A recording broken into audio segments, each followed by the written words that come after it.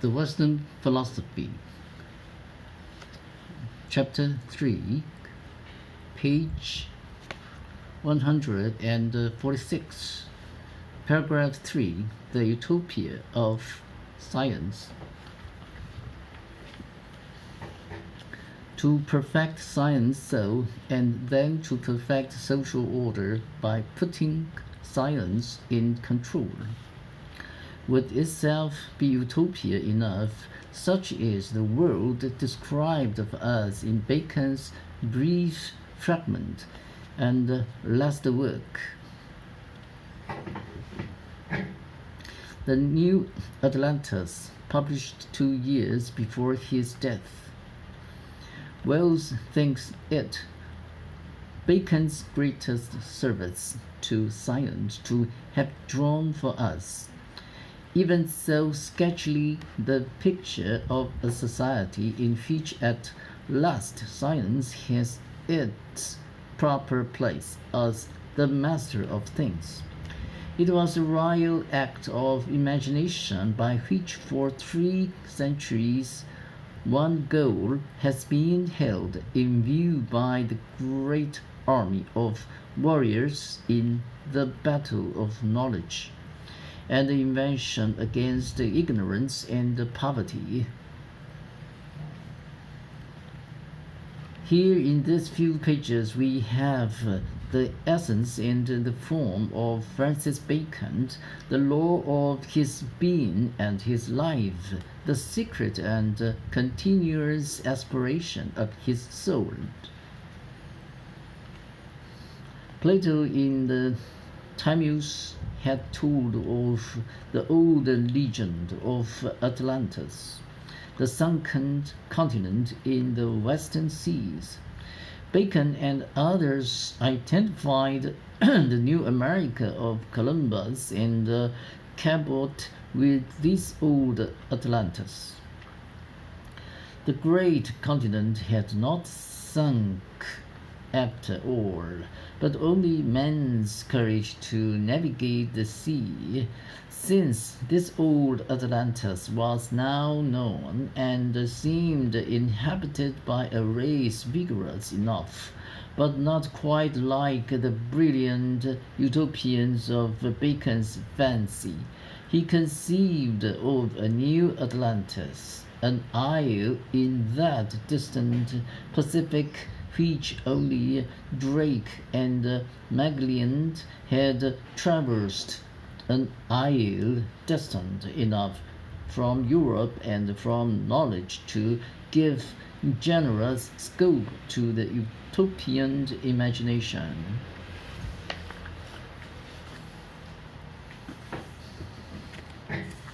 The story begins in the most artfully artless way, like the great tales of Defoe and Swift. We sailed from Peru, where we had continued for the space of 1 whole year, for China and Japan by the South Sea, came to great calm, in which the ships for weeks lay quietly on the boundless ocean like specks upon a mirror, while the provisions of the adventurers ebbed away, and then resistless winds drove the vessels pitilessly north and north and north, out of the island, dotted south into an endless wilderness of sea. The rations were reduced and reduced again and again reduced, and disease took hold of the crew. At last, when they had resigned themselves to death, they saw, almost unbelieving, a fair island looming up under the sky. On the shore, as their vessel neared it, they saw not savages, but men simply, and yet beautifully clothed, clean, and manifestly of developed intelligence. They were permitted to land, but were told that the island government allowed no strangers to remain. Nevertheless, since some of the crew were sick, they might all stay till these were well again. During the weeks of convalescence, the wanderers unraveled day by day the mystery of the new Atlantis. There reigned in this island about 1900 years ago. One of the inhabitants tells them a king whose memory above all others we most adored. His name was Solomon, and we esteem him as the lawgiver of our nation. This king had a large heart and was wholly bent to make his kingdom and people happy. Among the excellent acts of that king, one above all hath the preeminence.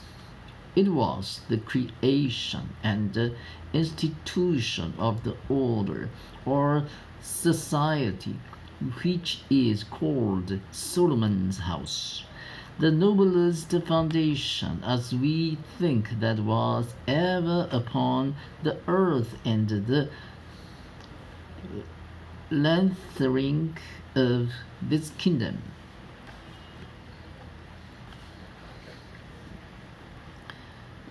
There follows a description of Solomon's house, too complicated for a quoted abstract, but eloquent enough to draw from the hostile Macaulay the judgment that there is not to be found in any human composition a passage more eminently distinguished by profound and serene wisdom. Solomon's house takes the place in the new Atlantis of the House of Parliament in London. It is the home of the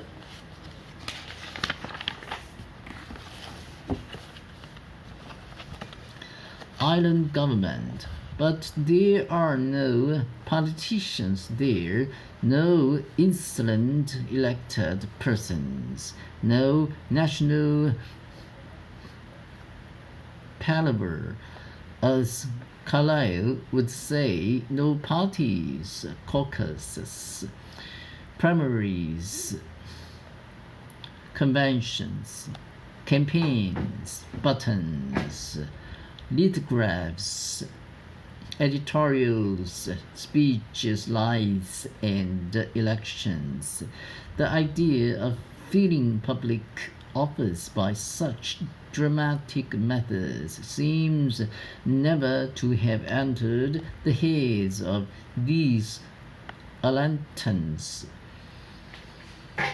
But the road to the heights of scientific repute is open to all, and only those who have travelled the road sit in the councils of the state. It is government of the people and for the people by the selected best of the people, a government by technicians, architects, astronomers, geologists, biologists, physicians, chemists, economists, sociologists, psychologists, and philosophers. Complicated enough, but think of a government without politicians. Indeed, there is little government at all in the New Atlantis. These governors are engaged rather in controlling nature than in ruling man. The end of our foundation is the knowledge of causes and the secret motions of things, and the enlarging of the bounds of human empire to the effecting of all things possible. This is the key sentence of the book and of Francis Bacon. We find the governors engaged in such undignified tasks as studying the stars, arranging to utilize for industry the power of falling water, developing gases for the cure of various ailments, experimenting on animals for surgical knowledge, growing new varieties of plants and animals by crossbreeding, etc. We imitate the flights of birds. We have some degree of flying in the air. We have ships and boats for going under water. There is a foreign trade, but of an unusual sort. The island produces what it consumes and consumes what it produces. It does not go to war for foreign markets. We maintain a trade, not of gold, silver, or jewels, nor for silks, nor for spices, nor for any other commodity or matter, but only for God's first creature, which was light, to have light of the growth of all parts of the world. These merchants of light are members of Solomon's house, who are sent abroad every 12 years to live among foreign peoples of every quarter of the civilized globe, to learn their language and study their sciences and industries and literatures, and to return at the end of the 12 years to report their findings to the leader of Solomon's house, while their places abroad are taken by a new group of scientific explorers. In this way, the best of all the world comes soon to the New Atlantis. Brief as the picture is, we see in it again the outline of every philosopher's utopia, a people guided in peace and modest plenty by their wisest man. The dream of every thinker is to replace the politician by the scientist. Why does it remain only a dream after so many incarnations? Is it because the thinker is too dreamily intellectual to go out into the arena of affairs and build his concept into reality? Is it because the hard ambition of the narrowly acquisitive soul is forever destined to overcome the gentle and scrupulous aspirations of philosophers and saints? Or is it that science is not yet grown to maturity and conscious power, that only in our day do physicists and chemists and technicians begin to see that the rising idol of science in industry and war gives them a pivotal position in social strategy and points to the time when their organized strength will persuade the world to call them to leadership. Perhaps science has not yet merited the mastery of the world, and perhaps in a little while it will.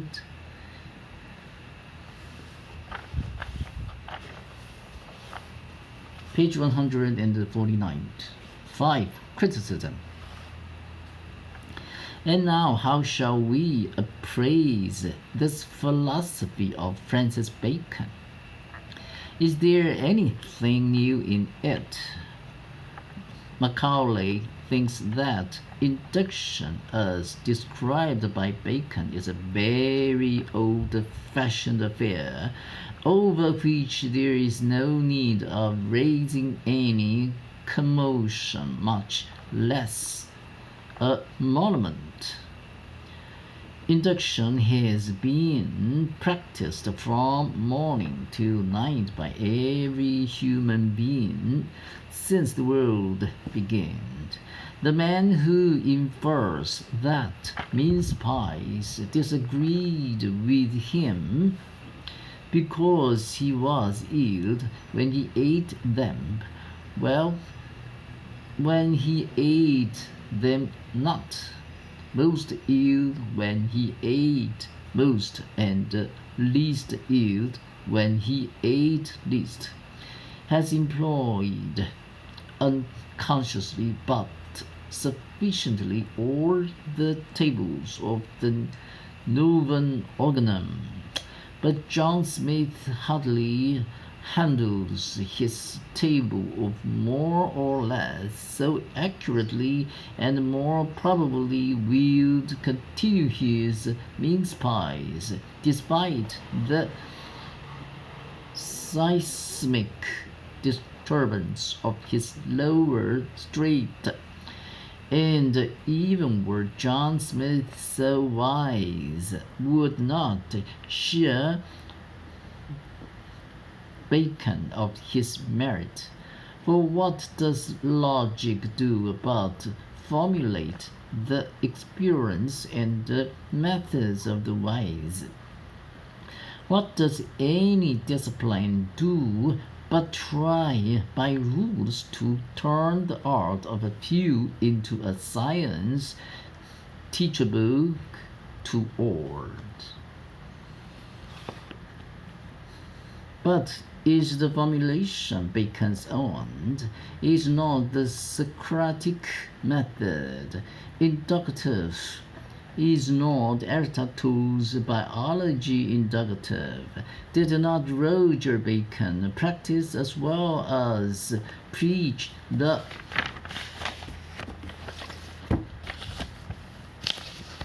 inductive method which Francis Bacon merely preached? Did not Galileo formulate better the procedure that science has actually used? True of Roger Bacon, less true of Galileo, less true yet of Aristotle, least true of Socrates.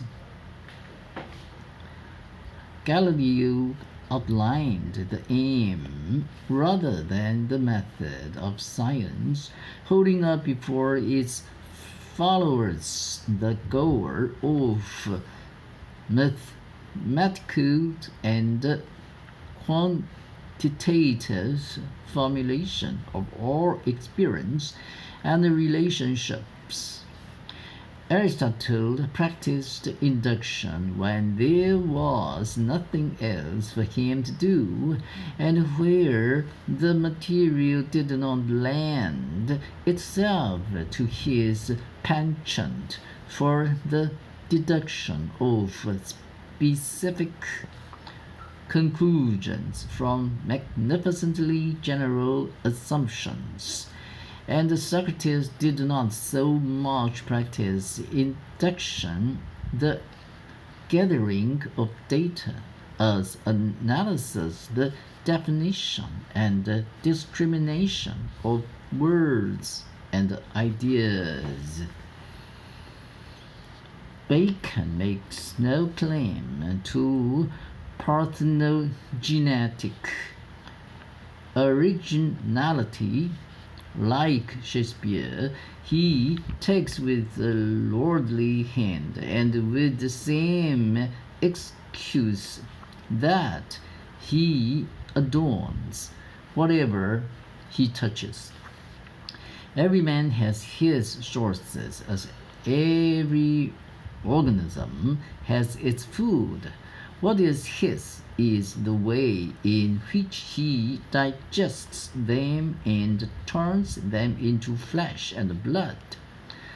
As Raleigh puts it, Bacon contemned no man's observations, but would light his torch at every man's candle. But Bacon acknowledges these debts. He refers to that useful method of Hippocrates, so sending us at once to the real source of inductive logic among the Greeks. And Plato he writes, where less accurately we write Socrates, giveth good example of inquiry by induction and view of particulars, though in such a wandering manner as is of no force or fruit. He would have disdained to dispute his obligations to these predecessors, and we should disdain to exaggerate them. But then again, is the Baconian method correct? Is that the method most fruitfully used in modern science? No.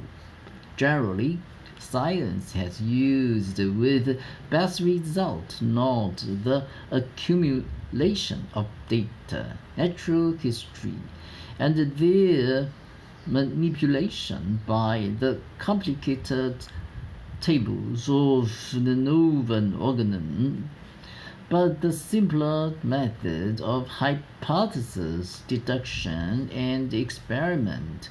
So Darwin, reading Matthew's essay on population, conceived that the idea of applying to all organisms the Malthusian hypothesis that population tends to increase faster than the means of subsistence. Deduced from this hypothesis the probable conclusion that the pressure of population on the food supply results in a struggle for existence in which the fittest survive, and by which in each generation every species is changed into closer adaptation to its environment, and finally having by hypothesis and deduction limited his problem and his field of observation, turned to the unwithered face of nature and made for 20 years a patient inductive examination of the facts. Again, Einstein conceived or took from Newton the hypothesis that light travels in curved, not straight lines, deduced from it the conclusion that a star appearing to be on the straight-lined theory in a certain position in the heavens is really a little one side of that position, and he invited experiment and observation to test the conclusion. Obviously, the function of hypothesis and imagination is greater than Bacon supposed, and the procedure of science is more direct and circumscribed than in the Baconian scheme. Bacon himself anticipated the superannuation of his method. The actual practice of science would discover better modes of investigation than could be worked out in the interludes of statesmanship. These things require some ages for the ripening of them. Even a lover of the Baconian spirit must concede, too, that the great Chancellor, while laying down the law for science, failed to keep abreast of the science of his time. He rejected Copernicus and ignored Kepler and Tycho Brahe. He depreciated Gilbert and seemed unaware of Harvey. In truth, he loved discourse better than research, or perhaps he had no time for toilsome investigations. Such work as he did in philosophy and science was left in fragments and chaos at his death, full of repetitions, contradictions, aspirations, and introductions. Ars Ionica Vita Brevisart is long and the time is fleeting. This is the tragedy of every great soul. To assign to so overworked a man, whose reconstruction of philosophy had to be crowded into the crevices of a harassed and a burdened political career, the vast and complicated creations of Shakespeare, is to waste the time of students with the parlor controversies of idle theories. Shakespeare lacks just the which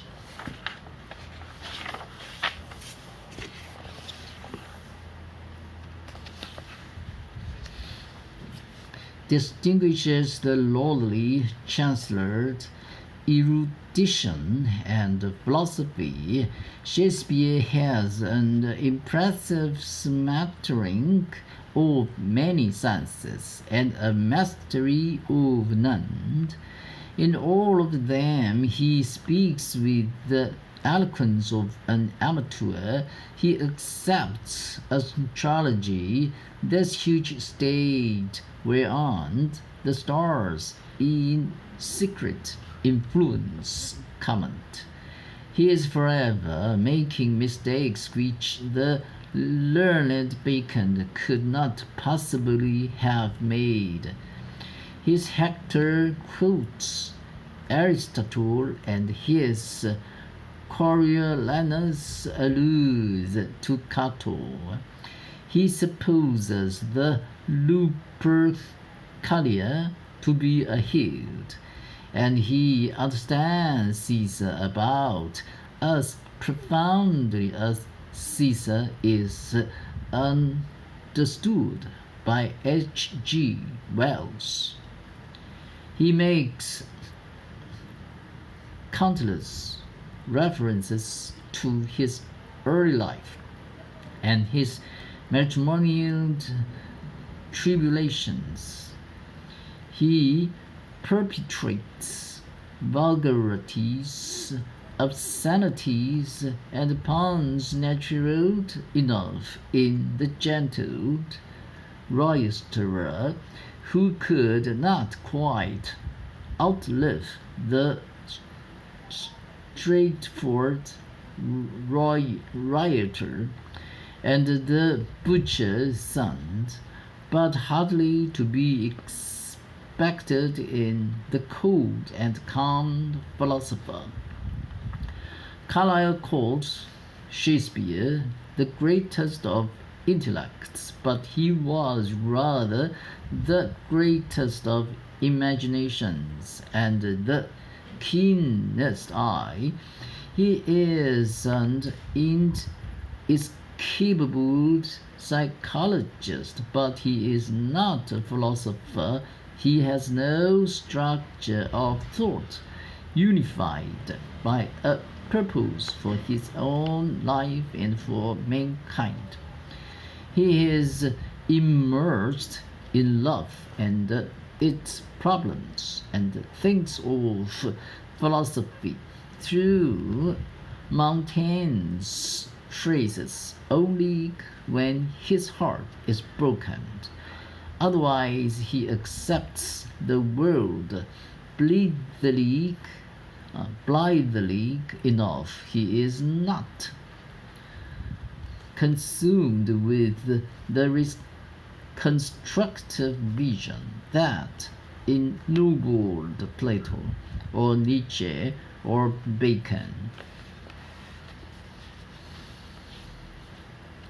Now the greatness and the weakness of Bacon lay precisely in his passion for unity, his desire to spread the wings of his coordinating genius over 100 sciences. He aspired to be like Plato, a man of sublime genius, who took a view of everything as from a lofty rock.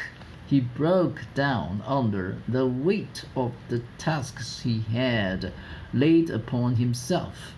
He failed forgivably because he undertook so much. He could not enter the promised land of science, but as Carlyle's epitaph expressed it, he could at least stand upon its border and point out its fair features in the distance. His achievement was not the less great because it was indirect. His philosophical works, though little read now, moved the intellects which moved the world. He made himself the eloquent voice of the optimism and resolution of the Renaissance. Never was any man so great a stimulus to other thinkers. King James, it is true, refused to accept his suggestion for the support of science, and said of novum organism that it was like the peace of God, which passes all understanding. But Betterment in 1662 found in that Royal Society, which was to become the greatest association of scientists in the world, named Bacon as their model and inspiration. They hoped that the organization of English research would lead the way toward that Europe-wide association which the advancement of learning had taught them to desire. And when the great minds of the French Enlightenment undertook that masterpiece of intellectual enterprise, the encyclopedia, they dedicated it to Francis Bacon, if said Diderot in the prospectus. We have come off it successfully. We shall owe most to the Chancellor Bacon, who threw out the plan of an universal dictionary of sciences and arts at a time when, so to say, neither arts nor sciences existed. That extraordinary genius, when it was impossible to write a history of what was known, wrote one of what it was necessary to learn. D.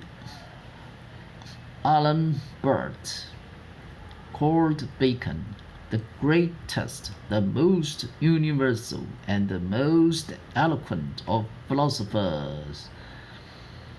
The convention published the works of Bacon at the expense of the state. The whole tenor and career of British thought have followed the philosophy of Bacon. His tendency to conceive world in Democritean mechanical terms gave to his secretary Hobbes the starting point for a thoroughgoing materialism. His inductive method gave to Locke the idea of an empirical psychology bound by observation and freed from theology and metaphysics, and his emphasis on commodities and fruits found formulation in Bentham's identification of the useful and the good. Wherever the spirit of control has overcome the spirit of resignation, Bacon's influence has been felt. He is the voice of all those Europeans who have changed a continent from a forest into a treasure land of art and science, and have made their little peninsula the center of the world. Men are not animals erect, said Bacon, but immortal gods. The Creator has given us souls equal to all the world, and yet satiable not even with the world. Everything is possible to man.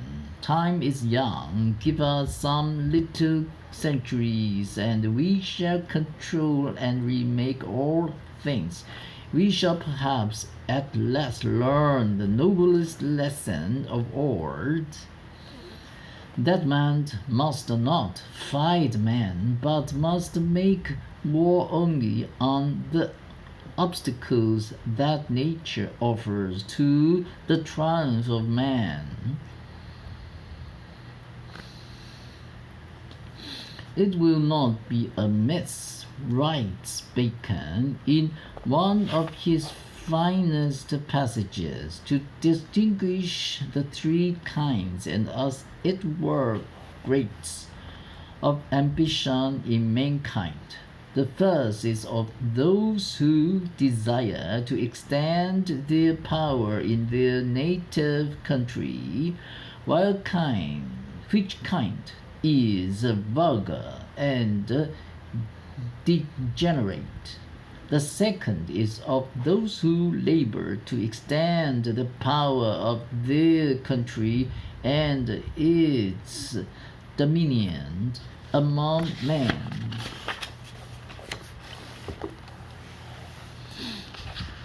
This certainly has more dignity, but not less covetousness. But if a man endeavor to establish and extend the power and dominion of the human race itself over the universe, his ambition is without doubt both a more wholesome thing and a nobler than the other two.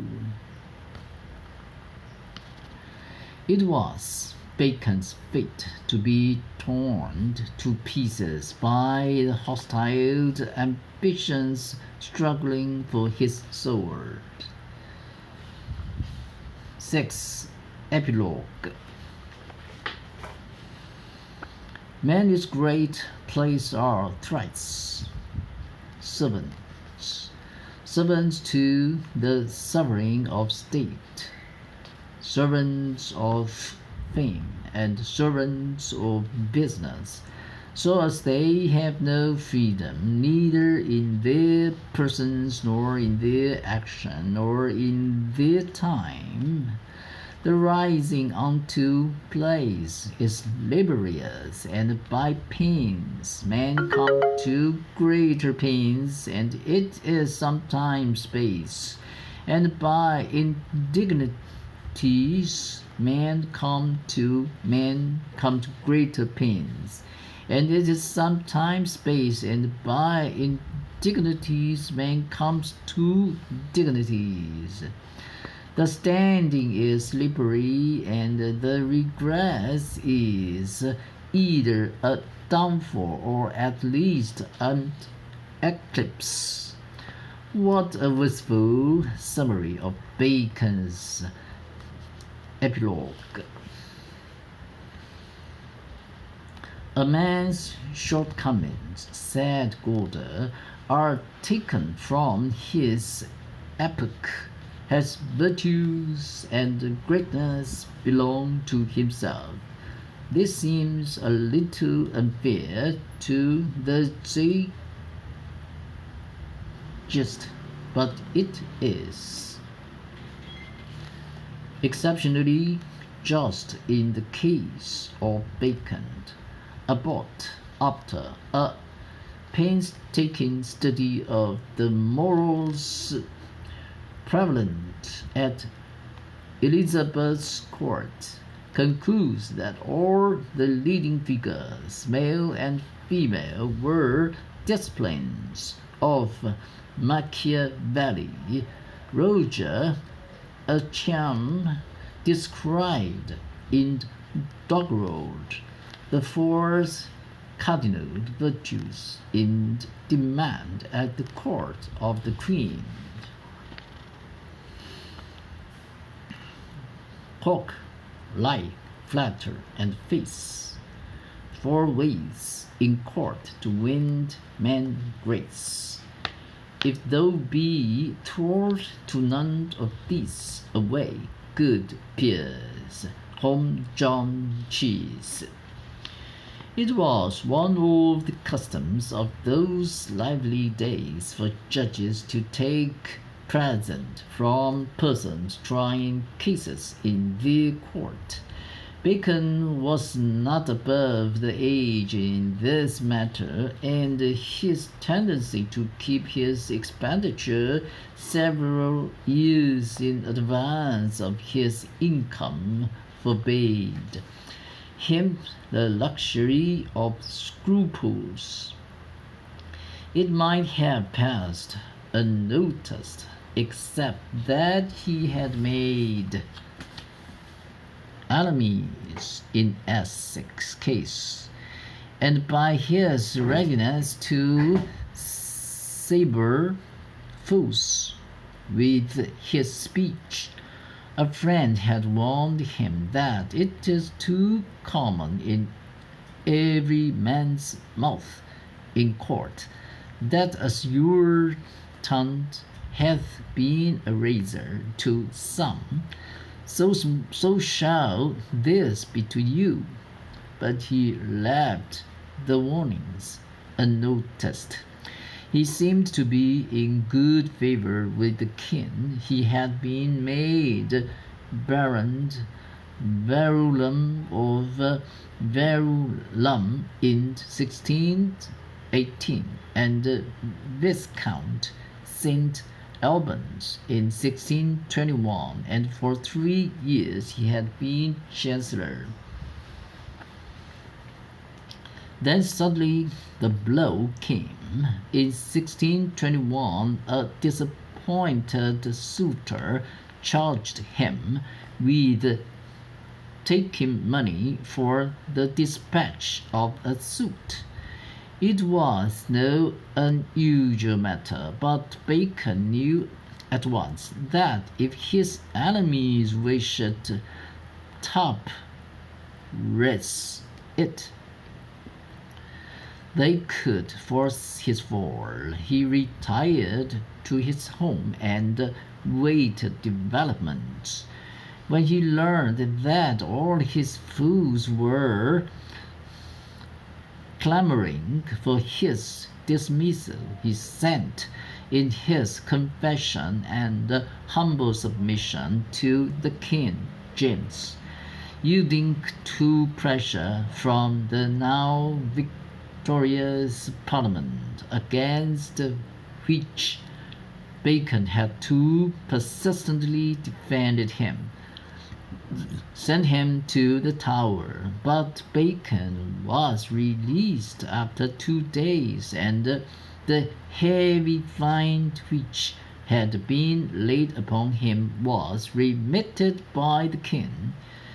His pride was not quite broken. I was the justest judge that was in England these 50 years, he said, but it was the justest judgment that was in Parliament these 200 years. He spent the 5 years that remained to him in the obscurity and peace of his home, harassed by an unwonted poverty, but solaced by the active pursuit of philosophy. In these 5 years he wrote his greatest Latin work, De Augmentis Scientiarum, published an enlarged edition of these essays. A fragment called Silva Sylvant, and a history of Henry VII. He mourned that he had not sooner abandoned politics and given all his time to literature and science. To the very last moment he was occupied with work, and died, so to speak, on the field of battle. In his essay of death he had voiced a wish to die in an earnest pursuit, which is like one wounded is in hot blood, who for the time scarce feels the hurt. Like Caesar, he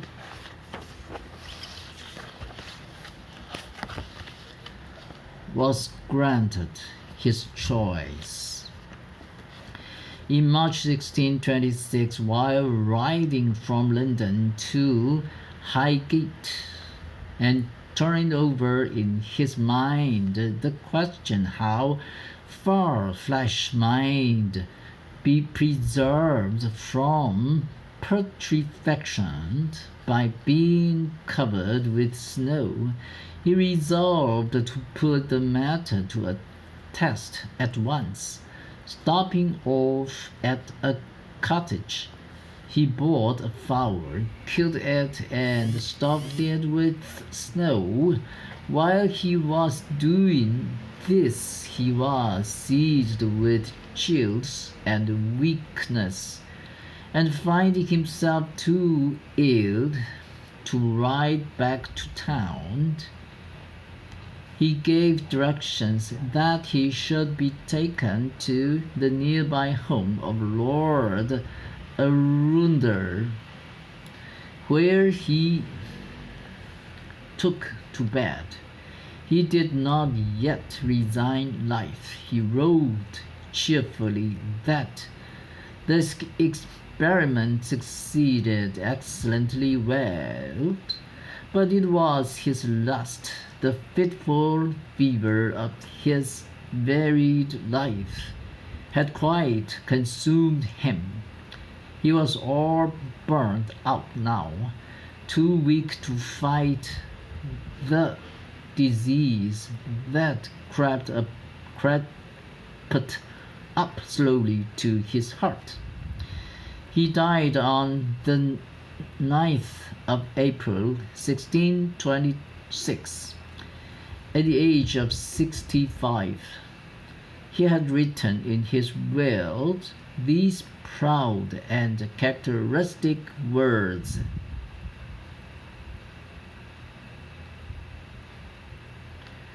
I bequeath my soul to God, my body to be buried obscurely, my name to the next ages and to foreign nations.